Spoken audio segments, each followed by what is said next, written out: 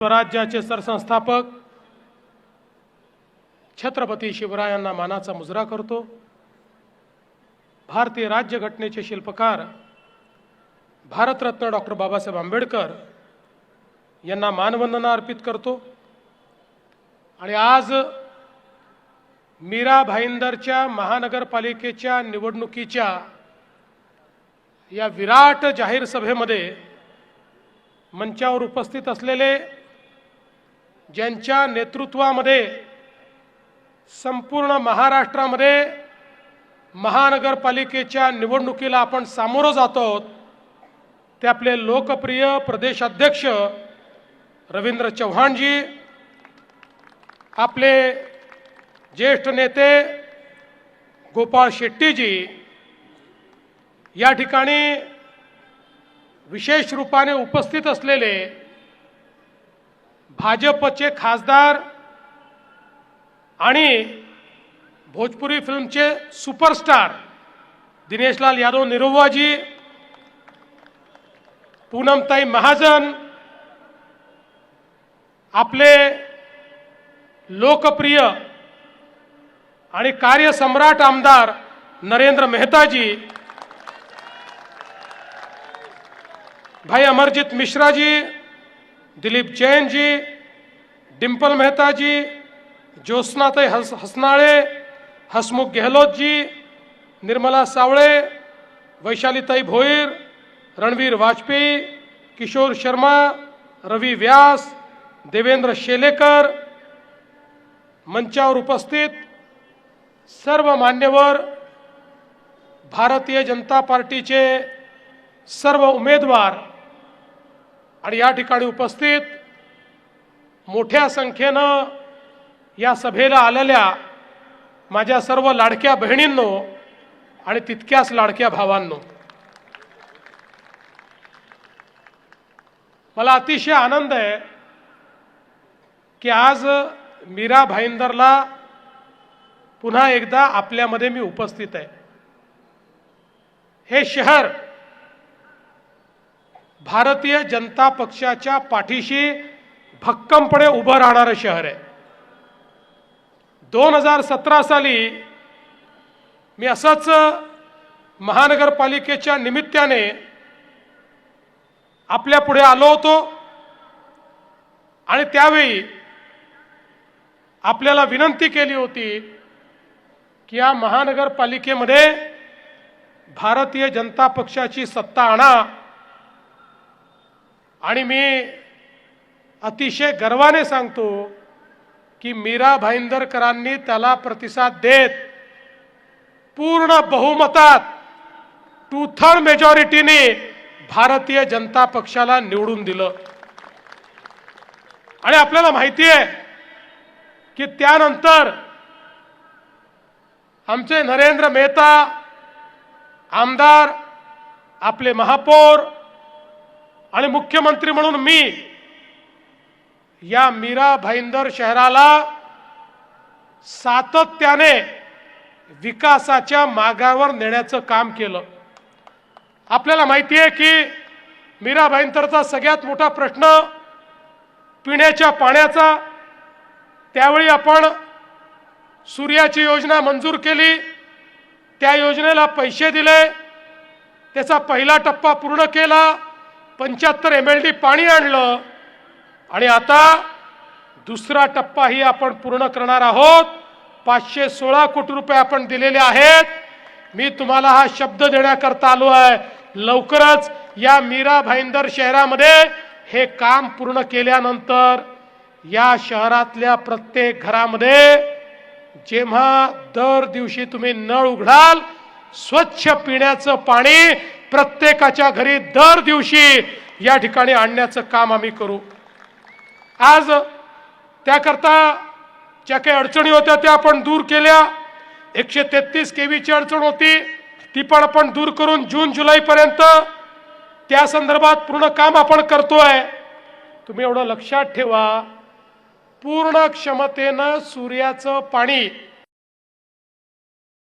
तुम्ही गेल्यानंतर one ॲपचं ticket घेतलं तर मुंबईमध्ये घेतल्यानंतर तुम्हाला जर बेस्ट यूज करायची असेल तर दुसऱ्या तिकिटाची आवश्यकता नाही, त्याच तिकिटावर तुम्ही बेस्टही यूज करू शकता, त्याच तिकिटावर तुम्ही आपली सबर्बन रेल्वे यूज करू शकता, त्याच्यावर मोनही यूज करू शकता. अशा पद्धतीनं हे इंटिग्रेशन केलं आहे. पण पुढच्या टप्प्यामध्ये या संपूर्ण MMR रिजनचं आम्ही एक अर्बन त्या ठिकाणी ट्रान्सपोर्ट अथॉरिटी तयार केली आहे आणि MMR रिजनमधल्या सगळ्या महानगरपालिका क्षेत्रांमध्ये आपली लोकल ट्रेन, आपली मेट्रो, तिथली बस या सगळ्या इंटिग्रेटेड असतील. एक तिकीट काढलं की MMR रिजनच्या कुठल्याही पब्लिक ट्रान्सपोर्टमध्ये तुम्हाला त्या ठिकाणी प्रवास करता येईल. अशा पद्धतीनं आपण याची व्यवस्था केली आहे. आणि आता या ठिकाणी मला नरेंद्रनी सांगितलं की विशेषतः आपण जे डोंगरीला मेट्रो शेड मागच्या काळामध्ये प्रस्तावित केलं होतं, त्यांनी माझ्या लक्षात आणून दिलं की डोंगरीमध्ये इतकी झाडं आहेत, कार शेड करायचं तर ती झाडं कापावी लागतील. आपल्याला पर्यावरणाचा ऱ्हास करायचा नाही. आणि म्हणून मी नागपूरलाच या संदर्भात बैठक घेतली होती. आज जाहीरपणे सांगतो, निवडणूक झाली, आचारसंहिता संपली, पहिलं काम डोंगरीचं कारशेड आम्ही रद्द करून टाकू. त्या ठिकाणी कारशेड आम्ही करणार नाही. बंधू भगिनींनो, आपल्याला माहिती आहे आता मेट्रो 10 गायमुक्त शिवाजी चौक ही देखील आपण हातामध्ये घेतली आहे.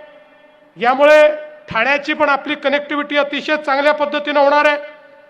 आणि हे सगळं करत असताना विशेषतः आपल्याला माहिती आहे की ठाण्यापर्यंत ही जी कनेक्टिव्हिटी आपण सगळी करतोय, मीरा भाईंदरला मुंबईवरनं यायचं असेल तर आज वेस्टर्न एक्सप्रेसवेवर आपली काय हालत होते याची आपल्याला सगळ्यांना कल्पना आहे.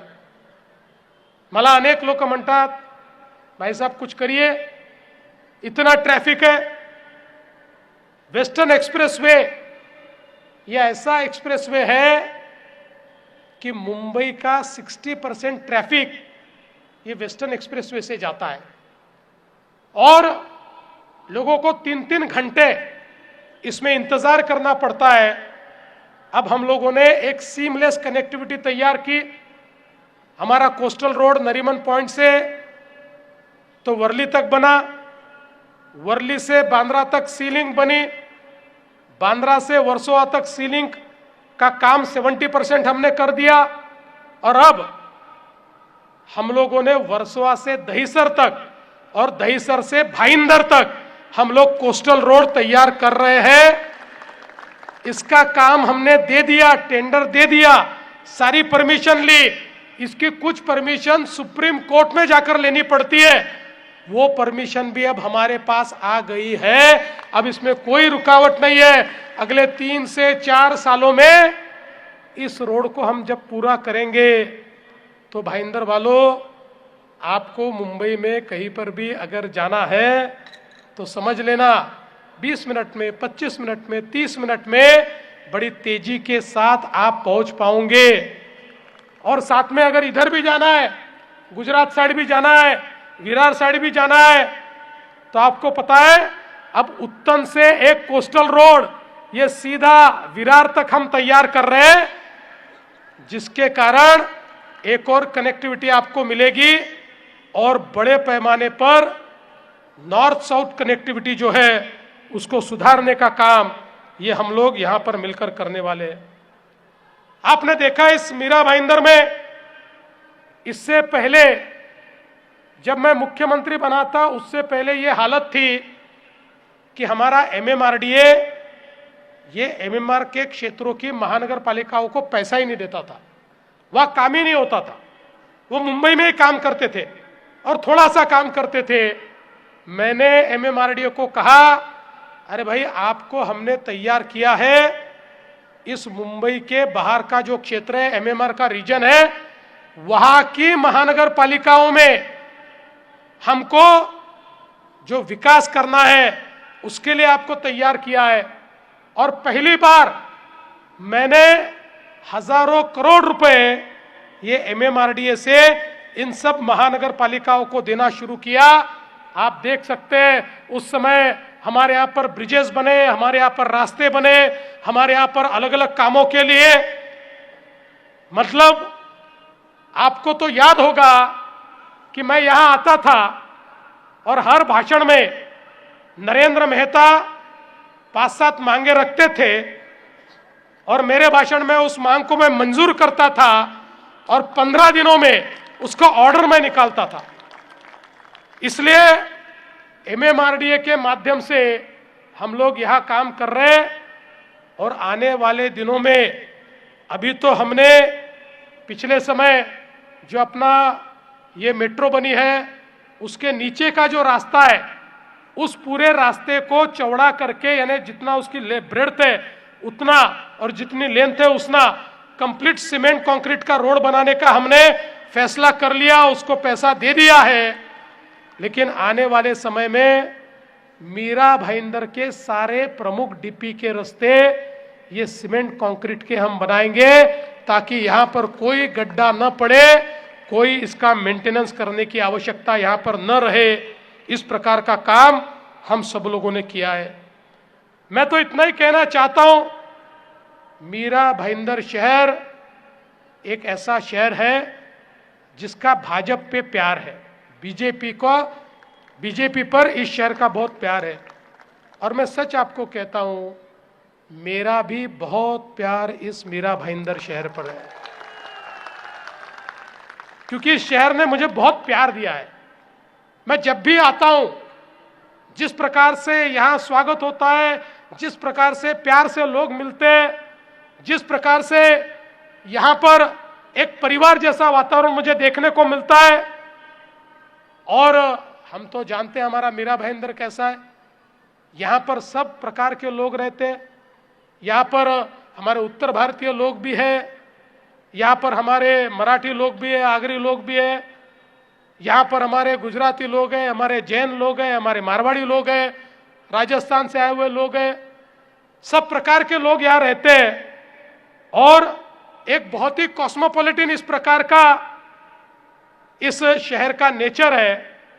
और मुझे नरेंद्र बार बार कहते हैं, चाहे हमारा उत्तर भारतीय समाज हो, चाहे जैन समाज हो, इन सबके बहुत कार्यक्रम होते हैं, अलग अलग समाजों के कार्यक्रम होते हैं और उनकी मांग होती है कि अलग अलग समाजों को आप जगह भी दें और वहां पर उनके भवन भी बांध कर दे।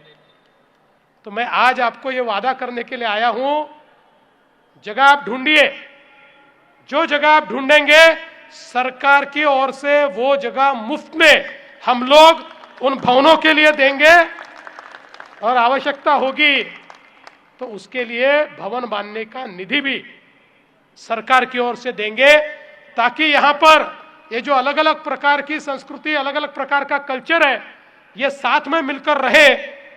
और मुझे बड़ी खुशी है कि एक जो हमारा मुंबई का और एमएमआर रीजन का जो कल्चर है वो भी इस एमएमआर रीजन में मुझे देखने को मिलता है, इस मीरा भाईंदर में मुझे देखने को मिलता है। यहां का एक और बहुत महत्वपूर्ण प्रश्न है, पुरानी जो हमारी बिल्डिंगें हैं उसमें से कुछ डायलैपिलेटेड हो गई, लेकिन 30 साल नहीं हुए, इसलिए उनका प्रश्न है। उसके लिए एक क्लस्टर की नीति सामने आई और मुझे कई लोगों ने ये बताया कि अभी आई हुई क्लस्टर की नीति के कारण यहाँ की समस्या छूट नहीं सकती, उसमें यहाँ की समस्या और गंभीर होने वाली है। इसलिए मैं आपको आश्वस्त करना चाहता हूं, अभी उसको हमने अंतिम स्वरूप नहीं दिया है। इस क्लस्टर की नीति में मीरा भाईंदर के लोगों के फायदे के लिए आपको क्या क्या बदलाव चाहिए वो आप मुझे बताइए। उन सभी बदलाव के साथ एक नई नीति हम लाएंगे ताकि यहाँ का जो पुनर्विकास और क्लस्टर डेवलपमेंट है उसको हम ठीक ढंग से कर पाए और उसके माध्यम से हम लोग एक अच्छा कार्य यहाँ पर कर पाए। मैं तो इतना ही कहना चाहता हूँ कि आज एक आधुनिक शहर के रूप में हम लोग मीरा भाईंदर को डेवलप करना चाहते। यहाँ पर जो हमारा हॉस्पिटल है, पंडित भीमसेन जोशी हॉस्पिटल, ये हॉस्पिटल पिछले समय हमने महानगर पालिका को दिया, फिर महानगर पालिका की कुछ समस्याएं थी, सरकार की तरफ लिया। अब हम लोग ये प्रयास करेंगे इस हॉस्पिटल का विस्तार करके इसको मल्टी स्पेशलिटी हॉस्पिटल में कैसे परिवर्तित किया जाए, ये हम करेंगे। और वैसे भी आपको पता है कि हमने महात्मा फुले जन आरोग्य योजना तैयार की। महात्मा फुले जन आरोग्य योजना में अब 5 लाख तक का इलाज हर नागरिक को हमने मुफ्त में दिया है। और कुछ बीमारियां ऐसी है जिसमें 5 लाख से ज्यादा इलाज के लिए पैसा लगता है। ऐसी 10 बीमारियों के लिए 35 लाख तक हम इलाज मुफ्त में करने वाले हैं, ऑपरेशन मुफ्त में करने वाले हैं। और इसके लिए मीरा भाईंदर में कुछ अच्छे अस्पताल एमपैनल करके, प्राइवेट हॉस्पिटल को भी ये योजना लागू है, तो मीरा भाईंदर में अभी एमपैनल्ड अस्पतालों की संख्या कम है, इसलिए हम नए एमपैनल्ड हॉस्पिटल एमपैनल भी करेंगे। और सरकारी हॉस्पिटल में भी प्राइवेट हॉस्पिटल से अच्छी व्यवस्था और सब प्रकार की बीमारियों का इलाज, मल्टी स्पेशलिटी और साथ साथ सभी प्रकार के ऑपरेशंस हो पाए, ऐसी व्यवस्था इस मीरा भाईंदर में आने वाले दिनों में हम लोग करने वाले हैं, जिसके माध्यम से यहाँ के लोगों को स्वास्थ्य सेवाएं ये प्राप्त होनी चाहिए। आज शहर में पार्किंग की व्यवस्था करने की आवश्यकता है, पार्किंग प्लाजा यहाँ बनाने की आवश्यकता है। जो यहाँ पर रास्ते पर घूमने वाले हमारे प्राणी हैं, उनके लिए भी लगातार मांग आती है कि उनका भी एक अस्पताल बनना चाहिए। हम सब लोग भूत दया वाले लोग हैं, हमारा मनुष्य के साथ साथ प्राणियों को भी साथ में लेकर जीने वाले हम सब लोग हैं, इसलिए उनका भी अस्पताल हो, ये भी मांग यहाँ आती है। ऐसी कई मांगे हमारे सामने रखी हुई है। झोपड़पट्टी का भी पुनर्विकास हमको करना है। और विशेष रूप से अब तो आपके लिए सबसे अच्छी बात यह है कि हमारे प्रधानमंत्री जी को हमने ये कहा था कि सॉल्ट पैन पर जो झोपड़पट्टी वाले या अतिक्रमण धारक बैठे हैं, उस जगह को आप हमारे राज्य सरकार को दीजिए। हम राज्य सरकार के माध्यम से और महानगर पालिका के माध्यम से वहां पर प्रधानमंत्री आवास योजना तैयार करेंगे और सभी झोपड़पट्टी वासियों को वहां पर घर देंगे और वहीं पर उनका पुनर्वास करेंगे। मैं आपको बताना चाहता हूं, इसकी पॉलिसी तैयार हो गई है। और अभी आपने जो मांग की नरेंद्र मेहता जी, जल्दी ही जैसे ही आप यहां पर अपना महापौर बैठाएंगे, वैसे ही ये जगह भी आपको देने के लिए मैं पूरा प्रयास करके वो आपको यहां पर मिलवा दूंगा। मैं आज बहुत लंबी बात नहीं करना चाहता, बहुत चीजें हमको करनी है। उत्तन के पास में यहां पर हमारे जो मच्छीमार हैं, उनके लिए भी हमको काम करना है। उनके लिए भी प्रॉपर्टी कार्ड हो, उनके लिए बाजार हो, ये कई व्यवस्थाएं हमको करनी है। और मैं ऐसा मानता हूं कि आने वाले दिनों में बहुत बड़े पैमाने पर हम लोग यहाँ पर पैसा भी दे रहे हैं और देने वाले। आपको पता है, मोदी जी ने अमृत की योजना लाकर हमारे शहरों के लिए एक ऐसी हम सब लोगों को भेंट दी है, एक ऐसी सौगात दी है कि जिसके कारण शहरों के पर्यावरण को हम लोग बचा पा रहे हैं।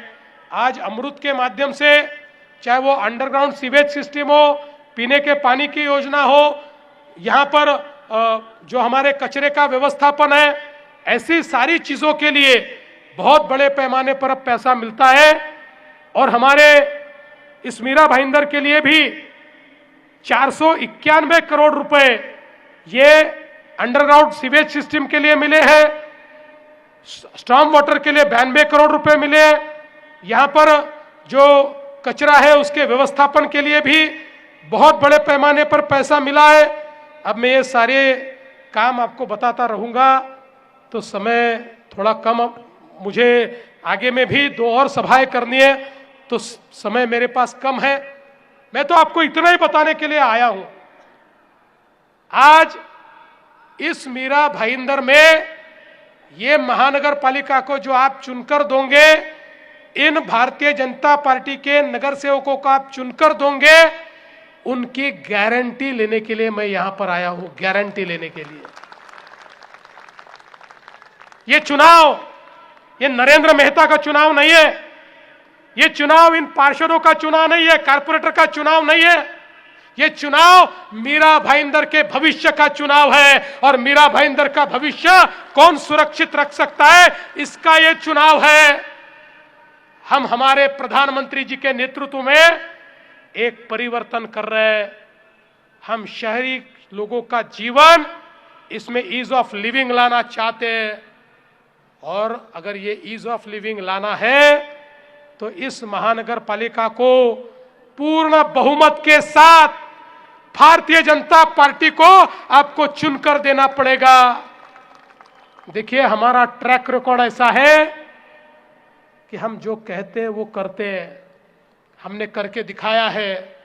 और यहां पर हमारी इतनी बहनें बैठी हुई है, जिस समय विधानसभा के चुनाव में हमको पूर्ण बहुमत मिला, सारे रिकॉर्ड तोड़कर हमने सरकार बनाई, तो लोग कहने लगे अब तो इनका चुनावी जुमला समाप्त हो जाएगा, अब इनको इतनी सीटें मिली, ये पहला काम करेंगे, अब ये लाडली बहना की योजना बंद करेंगे। अब 1 साल से ज्यादा हो गया, लाडली बहना शुरू है। और मेरी सब बहनों को कहना चाहता हूं, जब तक तुम्हारा देवा भाऊ मुख्यमंत्री है, लाड़की बहन योजना शुरू ही रहेगी, इसको कोई समाप्त नहीं कर सकता। लेकिन नरेंद्र भाई, अब ये महानगर पालिका चुनकर आने के बाद मेरी लाडली बहनाओं को सिर्फ लाडली बहना मत रखना, अब मेरी लाडली बहनाओं को लखपति दीदी बनाना है, लखपति दीदी। मोदी जी ने लखपति दीदी का प्रोग्राम दिया है, 50 लाख लाडली बहनें लखपति दीदी बन चुकी हैं। आने वाले 4-5 महीने में 1 करोड़ तक हम पहुंचने वाले हैं। अब मैं मीरा भाईंदर जब जब आऊंगा, मैं ये नहीं पूछने वाले आपने कितना काम किया, आपको, महापौर को, सभी निगम पार्षदों को, कॉर्पोरेटर्स को मैं पूछने वाला हूं, मेरी कितनी लाडली बहनाओं को तुमने लखपति दीदी बनाया, उसका हिसाब मुझे दो। हम लोग हर एक के जीवन में परिवर्तन लाना चाहते हैं, इसलिए मैं आपको इतना ही कहना चाहता हूं, 15 तारीख को आप वोट देने के लिए जब जाएंगे, हर एक व्यक्ति को 4 वोट देना है, 4 बटन दबाना है।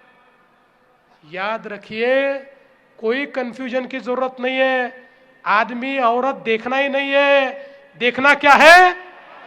क्या देखना है? क्या देखना है? कमल का फूल देखना है। कमल का बटन दबाकर सीधे बाहर आइए।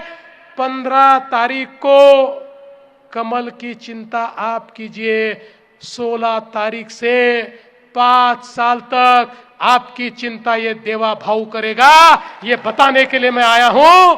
इतना ही कहते हुए अपने शब्दों को विराम देता हूं। धन्यवाद। जय हिंद, जय महाराष्ट्र, भारत माता की।